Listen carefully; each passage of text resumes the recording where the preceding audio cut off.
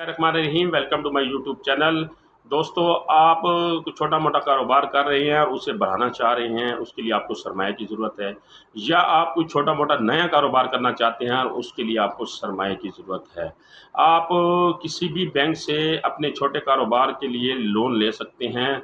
अब कौन सा बैंक किस शराइत के ऊपर कितना लोन कितने अरसे के लिए देता है और उसके लिए कौन कौन से आपके पास डॉक्यूमेंट्स होने चाहिए, और कौन सा बैंक का जो प्रोसेस है वो क्विकली प्रोसेस है, वो तेज़ प्रोसेस के ज़रिए आपको जल्द से जल्द लोन दे सकते हैं छोटे कारोबार के लिए। तो उसके ऊपर मैंने बहुत सारी वीडियो बनाकर अपने यूट्यूब चैनल लोन हाउस 78 के ऊपर, जिसका नाम स्क्रीन के ऊपर लिखा हुआ आ रहा है, अपलोड की हुई हैं।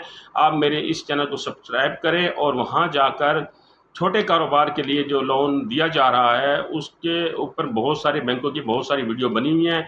उस वीडियो को गौर से सुनें और इन हिदायत में अमल करें और वो आप बआसानी लोन ले सकते हैं।